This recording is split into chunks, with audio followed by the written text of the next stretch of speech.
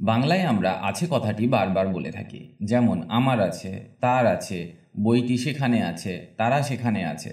যারা নতুন কিংবা ইংরেজিতে উইক তারা এদের ইংরেজি করতে গিয়ে ভুল করে ফেলেন। তাই খুব সহজ নিয়মে আজকে আমি এটা আপনাকে শিখিয়ে দেব, যাতে আর কোনো দিন ভুল না হয়। আছে অর্থে আমরা হ্যাভ কিংবা হ্যাজকে ব্যবহার করে থাকি। আবার ইজ বা আরকেও আছে অর্থে ব্যবহার করা হয়।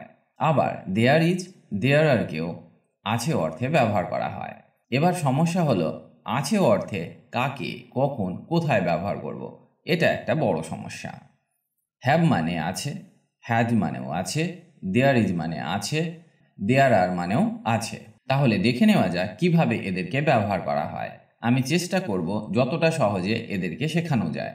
চলুন তাহলে শুরু করা যাক। যখন কোনো জিনিস বা বস্তু সাবজেক্ট বা কর্তার কাছে থাকবে বা অধিকারে থাকবে, তখন আমরা হ্যাভ বা হ্যাজকে আছে অর্থে ব্যবহার করব। যেমন আমার কাছে একটা পেন আছে, তার কাছে একটা বই আছে, ইত্যাদি। তবে এখানে সবার আগে আপনার জানা উচিত কোন কোন সাবজেক্টের সাথে হ্যাভ বা হ্যাজকে ব্যবহার করা হয়। হ্যাভকে ব্যবহার করা হয় আই, ইউ, উই, দে এদের সাথে আছে অর্থে। মানে বাক্যে যদি আছে অর্থে হ্যাভকে ব্যবহার করতে হয়, তাহলে এই সমস্ত সাবজেক্টগুলিকে ব্যবহার করতে হবে। ঠিক তেমনি হ্যাজকে ব্যবহার করা হয় হি, সি, ইট, নেম, মানে যে কোনো নামের সাথে হ্যাজকে ব্যবহার করা যায়। এই সাবজেক্টগুলি থাকলে আমরা আছে অর্থে হ্যাজকে ব্যবহার করব।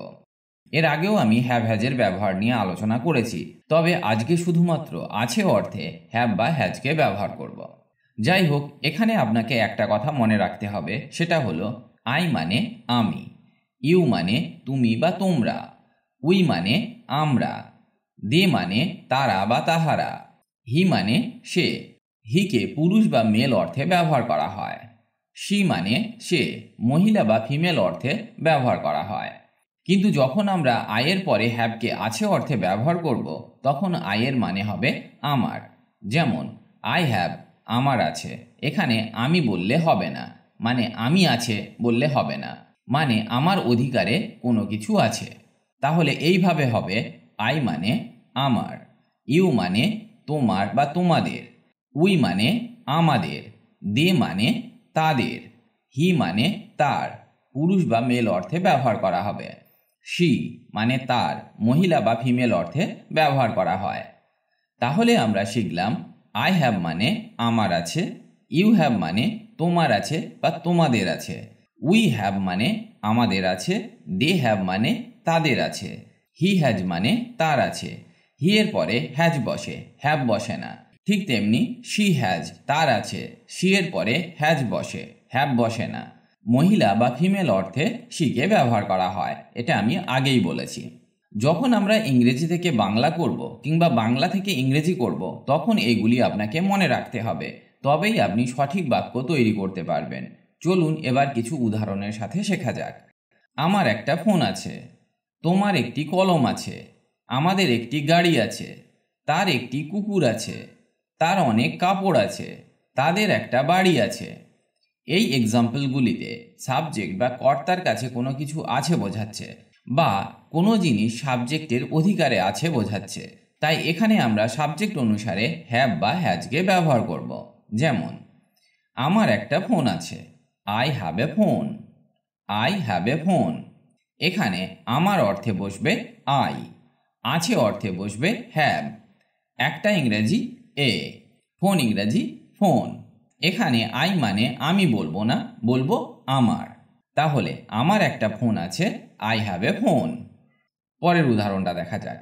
তোমার একটি কলম আছে, you have a pen, you have a pen. এখানে ইউ মানে তুমি বলবো না, বলবো তোমার। তোমার একটা কলম আছে, ইউ হ্যাভ এ পেন।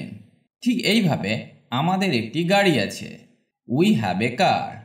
এখানে উই মানে আমরা নয়, আমাদের।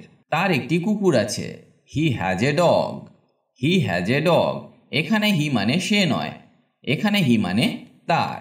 তার অনেক কাপড় আছে, she has many clothes, she has many clothes. এখানে অনেকগুলি কাপড় বোঝাচ্ছে, তাই এখানে ক্লথ হবে না, ক্লোথস হবে। তাদের একটা বাড়ি আছে, they have a house, they have a house. এখানে দে মানে তারা নয়, তাদের। তাহলে আমরা শিখলাম সাবজেক্ট বা কর্তার কাছে কিছু জিনিস আছে বা অধিকারে আছে এটা বোঝালে হ্যাভ বা হ্যাজকে ব্যবহার করা হয়। আশা করি এগুলি আমি আপনাকে বোঝাতে পেরেছি। এবার আমরা শিখব আছে অর্থে ইজ এবং আর এর ব্যবহার।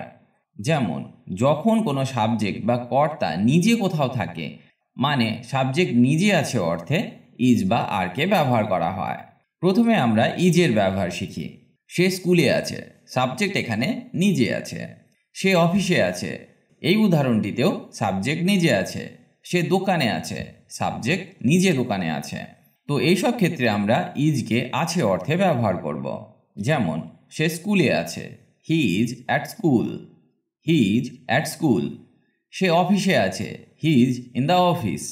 হি ইজ ইন দ্য অফিস। সে দোকানে আছে, he is in the shop. He is in the shop. ঠিক এইভাবে সাবজেক্ট যদি প্লুরাল হয় তাহলে আমরা আছে অর্থে আরকে ব্যবহার করব। তারা বাড়িতে আছে, মানে সাবজেক্ট নিজে বাড়িতে আছে। তারা পার্কে আছে, এখানেও সাবজেক্ট নিজে পার্কে আছে। তারা পার্টিতে আছে, তারা মানে অনেকজন, সাবজেক্ট এখানেও নিজে আছে। তাহলে এদের ইংরেজি হবে তারা বাড়িতে আছে, they are at home. They are at home. তারা এখানে প্লুরাল, তাই দে এর পরে আর বসবে এবং আছে অর্থে এখানে আরকে ব্যবহার করা হলো। তারা পার্কে আছে, they are in the park. They are in the park.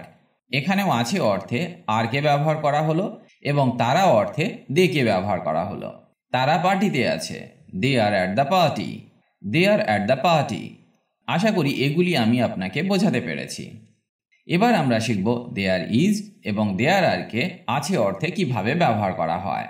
বাংলায় অনেক বাক্যে আছে কথাটি ব্যবহার হয়, কিন্তু তার কোনো সাবজেক্ট বা কর্তা নেই। তখন আমরা দেয়ার দিয়ে ইজ বা আরকে ব্যবহার করব। মানে বাক্যে সাবজেক্ট বা কর্তা না থাকলে আমরা দেয়ার ইজ বা দেয়ার আরকে ব্যবহার করব আছে অর্থে। দেয়ার ইজকে ব্যবহার করা হয় সিঙ্গুলার সাবজেক্টের সাথে, মানে সাবজেক্ট একা থাকলে। দেয়ার আরকে ব্যবহার করা হয় প্লুরাল সাবজেক্টের সাথে, মানে সাবজেক্ট একের অধিক থাকলে। চলুন উদাহরণের সাথে শেখা যাক। আমাদের গ্রামে একটি স্কুল আছে। There is a school in our village. There is a school in our village. Sentence structure: there plus is অথবা are plus noun plus place. মানে প্রথমে দেয়ারকে বসাতে হবে, তারপরে নাউন অনুসারে ইজ অথবা আরকে বসাতে হবে এবং তারপর প্লেসটাকে বসাতে হবে। এটা একটু বুঝে নেওয়া যাক। এই বাক্যটিতে একটি স্কুলের কথা বলা হচ্ছে, তাই এখানে দেয়ার ইজকে ব্যবহার করতে হবে। তাহলে প্রথমে বসলো দেয়ার ইজ, তারপর একটি অর্থে এ, নাউন হলো স্কুল, এখানে প্লেস হলো আমাদের গ্রামে, ইন আওয়ার ভিলেজ। তাহলে সেন্টেন্সটি হলো there is a school in our village. There is a school in our village. আশা করি এটা বোঝাতে পেরেছি। চলুন পরের উদাহরণটা শেখা যাক। রাস্তায় অনেক মানুষ আছে। There are many people on the street. There are many people on the street. এখানে অনেকের কথা বলা হচ্ছে, তাই এখানে দেয়ার আরকে ব্যবহার করতে হবে। There are many people on the street. ঘরে একটা বিড়াল আছে।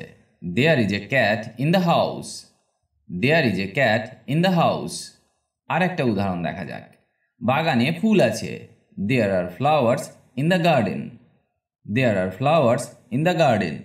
তাহলে আমরা দেখলাম আছে অর্থে কিভাবে have, has, is, are, there is, there are কে ব্যবহার করা হয়।